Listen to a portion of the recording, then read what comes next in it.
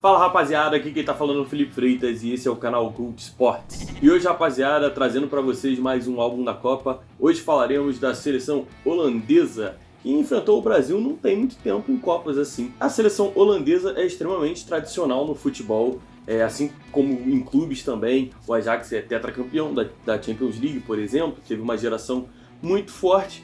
Contudo, o sucesso dela em Copas é um pouco questionável. E hoje a gente vai estar falando pra vocês nesse vídeo. Mas antes de começar a contar da história da Holanda ali em Copas do Mundo, quero pedir para você deixar o seu like nesse vídeo, comentar, se inscrever e compartilhar. Também segue a gente nas nossas redes sociais, lá no Instagram, no Twitter e no TikTok. E lá na roxinha, @canal Gold Sports, beleza? Recado dado agora, vamos falar um pouquinho de Holanda. Logo nas duas primeiras Copas da história da Holanda, disputadas em 1934 e em 1938, os holandeses não obtiveram muito sucesso nas competições, né? A começar por 34, eles perderam por 3-2 para a Suíça logo no primeiro jogo, e em 38 para a Tchecoslováquia, dessa vez por 3-0, cara. Eles foram eliminados aí com um placar elástico antes da Segunda Guerra Mundial. Após o período da Segunda Guerra Mundial, a Holanda ficou longe das Copas até 1974, quando ela chegou ali abalando, né, na real, surpreendendo muita gente. E esse foi fruto de uma geração muito vitoriosa por clubes. Como eu havia dito no início do vídeo, o Ajax foi tricampeão da Champions League ali no início dos anos 70, final dos anos 60, início dos anos 70, né? Então esperava-se uma geração ali muito forte holandesa por causa desses títulos. E em 74 eles confirmaram esse tal burburinho que tinha a respeito dos holandeses. Em 1974 não podia ter começado melhor para os holandeses, porque eles estrearam na Copa batendo logo o Uruguai por 2-0 de cara e empataram com a Suécia no segundo jogo. Eles estavam basicamente já classificados para a próxima fase, porém ainda deu tempo de dar um show em campo ali e bateu a Bulgária por 4-1. Já na segunda fase, os holandeses não diminuíram o ritmo e já estrearam vencendo por 4-0 a seleção argentina. No segundo jogo, eles bateram a Alemanha Oriental por 2-0 e na última rodada eles precisavam apenas de um empate contra a seleção brasileira para se classificar para a final. Porém, eles foram lá e resolveram tudo logo em campo, com gols de Neeskens e Cruyff. Eles saíram vencedores da partida e foram para a final jogar contra a Alemanha Ocidental. E aí a gente traz um fato um pouco curioso aí a respeito de como está o futebol fora das seleções. Lembra que eu disse que a Holanda tinha o Ajax como tricampeão da Champions League e também tinha o Feyenoord, que havia vencido um título antes do Ajax, um ano antes do Ajax conquistar o tricampeonato.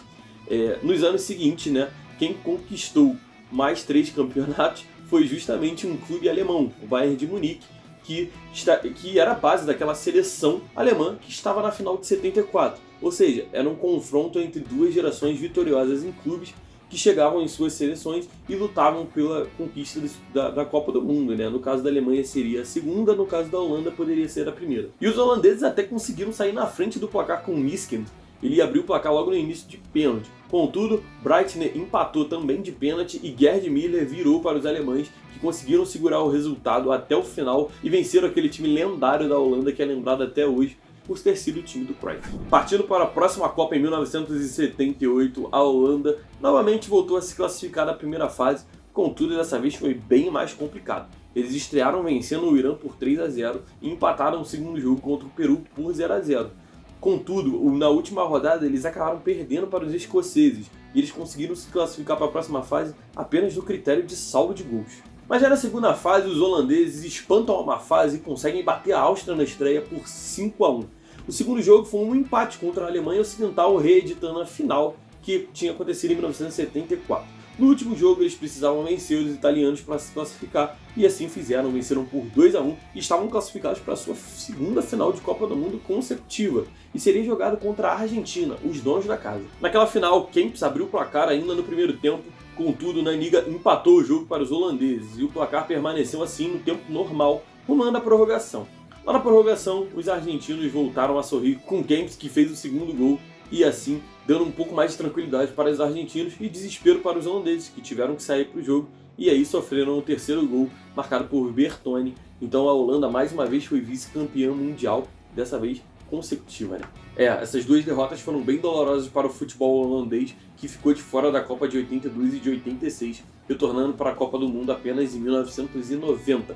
E eles passaram com muita dificuldade na fase de grupo. Lembrando que a Copa de 1990 ela tinha menos grupos, ou seja, os terceiros colocados conseguiam se classificar, e foi dessa forma que a Holanda conseguiu uma vaguinha nas oitavas de final. Contudo, a sorte acabou por aí, porque eles encontraram uma seleção alemã que viria até ser campeã daquela Copa e não tiveram chances contra os alemães. Klinsmann e Bremer fizeram os 2 gols da Alemanha e os holandeses até chegaram a descontar com Koeman, mas não foi suficiente. 2-1, a Alemanha classificada para a próxima fase e os holandeses foram mandados de volta para casa. Já em 1994, os neerlandeses voltam à disputa da Copa novamente, a segunda consecutiva depois do período fora da Copa.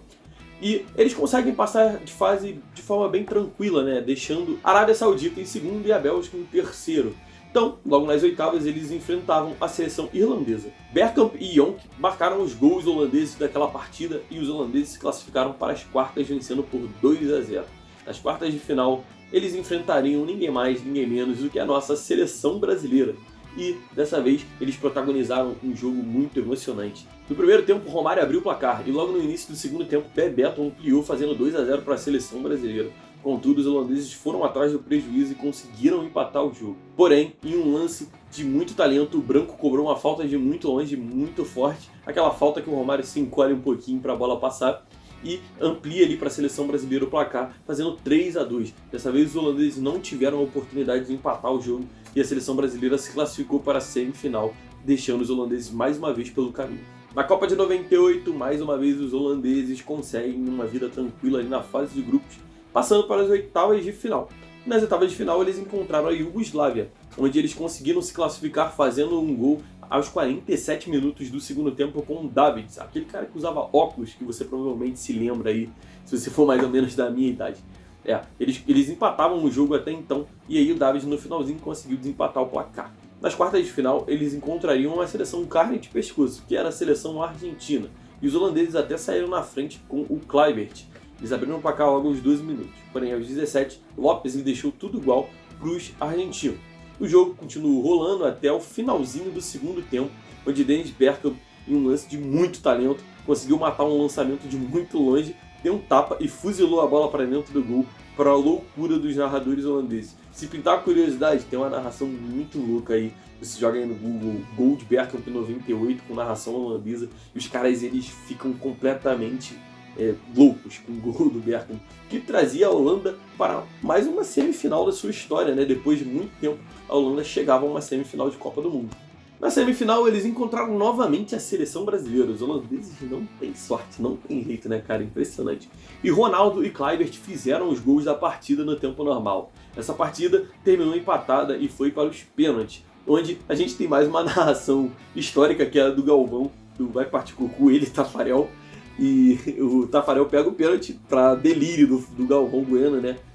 O Brasil se classificou para mais uma final e a Holanda foi para a disputa de terceiro e quarto lugar contra a Croácia, que era uma surpresa daquela Copa, e acabaram perdendo a disputa, ficando em quarto na Copa do Mundo. Foi 2-1 para a Croácia. A Holanda ficou de fora da Copa de 2002, retornando apenas em 2006, quando foi eliminada nas oitavas de final para Portugal, naquele que ficou conhecido como o jogo mais violento da história das Copas. Chegamos então à Copa de 2010, onde os holandeses voltam aos holofotes do protagonismo em Copas do Mundo. Era uma geração que não era tão badalada, mas depois dessa Copa a gente passou a reconhecer muito talento de alguns jogadores ali, de algumas peças individuais. São elas o Sneijder, que era campeão de tudo na Inter até naquela temporada, mas até então não era um jogador considerado da primeira prateleira do futebol. Arjen Robben, o ponta-direita lá do Bayern de Munique, ficou conhecido pelo cortezinho para dentro e a chapada de esquerda na gaveta.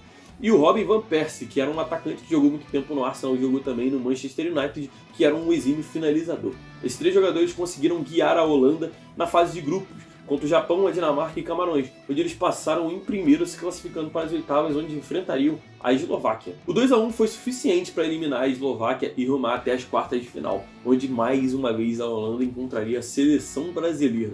Pois é, a seleção de Dunga, que talvez tenha sido uma das gerações mais fracas que a gente teve nos últimos tempos, até começou muito bem no primeiro tempo e saiu na frente com o gol do Robinho. Contudo, o segundo tempo foi terrível para a seleção brasileira e o Sneijder conseguiu fazer 2 gols ali. Um gol foi contra o Felipe Melo na real, mas e o segundo de cabeça do Sneijder. mas fica acreditado aí ao Sneijder essa virada da seleção holandesa, porque ele jogou muito aquele segundo tempo.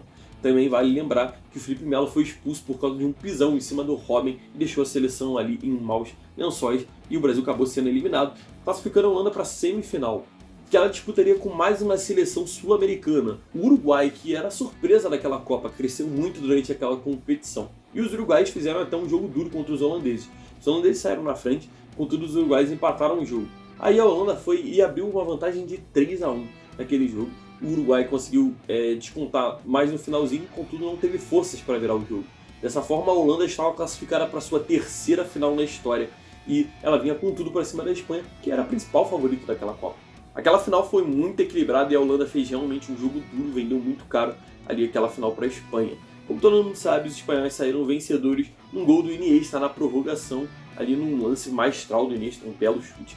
Mas a Holanda perdeu diversas oportunidades de gol durante a partida. Eles podiam realmente ter levado aquela competição e amargar aí o seu terceiro vice-campeonato em Copas do Mundo da história. Coitado dos holandeses, né, cara? Nenhum título e 3 vices é muito triste. Na Copa de 2014, eles esperavam que tivessem um pouco mais de sorte ali na competição. Contudo, eles não conseguiram avançar da semifinal contra a Argentina. Eles perderam nos pênaltis e o futebol holandês encantou ali o Brasil naquela Copa do Mundo. Eles jogaram futebol bem vistoso, conseguiram fazer uma reedição contra a Espanha ali na fase de grupo, venceram por 5-1, deram um chocolate na Espanha. Contudo, ficaram pelo caminho e acabaram ficando em terceiro daquela Copa do Mundo de 2014, onde eles bateram o Brasil na disputa de terceiro e quarto lugar. Na Copa de 2018, infelizmente a Holanda não se classificou, portanto a última Copa disputada foi a de 14 e a gente não tem como falar da de 18 pelos holandeses. Falando um pouquinho agora de Eurocopa, a Holanda tem um título da Eurocopa, lá em 1988, na geração de Mark van Basten, que foi um dos grandes jogadores holandeses de toda a história e também da história do futebol. Eles conquistaram aquela Eurocopa e conseguiram se classificar também para mais 4 semifinais ao longo da sua história. Contudo, essa foi a única final disputada e eles venceram a União Soviética. Falando um pouco do desempenho recente da Holanda, eles conseguiram se classificar para o Big Four da Nations League, deixando a Bélgica em segundo. Já na Eurocopa, eles foram eliminados nas oitavas de final para a República Tcheca, e nas eliminatórias para a Copa do Mundo, eles conseguiram se classificar com vaga direto em primeiro do seu grupo. Contudo, eles só fizeram 2 pontinhos a mais do que a Turquia. Então, alerta ligado aí para os holandeses na Copa do Mundo, porque vai jogar contra os donos da casa e contra o Equador e Senegal, que são seleções que podem complicar ali o seu caminho. Falando de jogadores históricos agora, a Holanda tem diversos craques em sua história. É até difícil você listar todos eles, mas a gente pode falar daqueles que se destacaram muito mais ali durante sua carreira. São eles o Cruyff, né, na década de 70, e o Van Basten no final da década de 80 e ele no início da década de 90. Esses dois jogadores atingiram patamares ali que são quase inatingíveis. Contudo, a gente pode citar outros nomes, como Gullit, os irmãos De Boer, o Rijka, o Koeman, Van der Sar, que é um goleiro lendário aí da história do futebol, Dennis Bergkamp também, Van Nistelrooy, entre outros jogadores que são lendários. Já nesse século aí, nos anos 2000, a gente tem que citar, né, o Sneijder, o Robben e o Van Persie, que foram os grandes jogadores aí que conseguiram carregar a seleção a uma final em 2010, onde era muito improvável, ninguém botava fé na Holanda naquele ano. Do elenco atual, a gente pode mencionar o Van Dijk e o De Ligt, que são dois zagueiros aí tidos como os melhores de sua posição em todo o mundo. Eles são jogadores do Liverpool e do Bayern de Munique, respectivamente, que são clubes de ponta da Europa. No meio-campo você tem o Frank de Jong, que apesar da má fase do Barcelona, também é considerado um dos grandes meio-campos da nossa geração. E no ataque, a gente tem que ficar de olho no Cody Gakpo, que é um ponta-esquerda que está jogando muito nessa temporada e que pode aí surpreender na Copa do Mundo com seu desempenho. Vou falar agora um pouco dos números da Holanda em Copas do Mundo e Eurocopa, que são as duas principais competições que a seleção disputa. Em Copas do Mundo foram 10 participações de 21 Copas. As melhores campanhas foram os 3 vice-campeonatos. Foram 50 jogos, 27 vitórias, 12 empates, 11 derrotas, 87 gols pró e 48 gols contra. Já na Eurocopa foram de 10 participações de 16 no total. A Holanda tem um título conquistado em 1988, foram 38 jogos, 20 vitórias, 8 empates, 11 derrotas, 65 gols pró e 41 gols contra. A Holanda se encontra no grupo A junto com Catar, Equador e Senegal. E eu acho que ela vai passar em primeiro. Deixa aí nos comentários em qual posição você acha que a Holanda vai terminar essa fase de grupos e até onde ela vai no mata-mata. Também quero saber aí nos comentários, você considera a Holanda uma seleção gigante do futebol europeu, apesar dos 3 vice-campeonatos? E aí, deixa nos comentários, eu quero saber. a sua opinião. Então, por hoje é só, pessoal. Espero que vocês tenham curtido o nosso vídeo. Não esquece, deixe seu like aí, comenta, se inscreve, compartilha. Também segue a gente nas nossas redes sociais, lá no Instagram, no Twitter e no TikTok. E lá na roxinha, @canal Gol de Esportes, beleza? Tamo junto e até o próximo vídeo.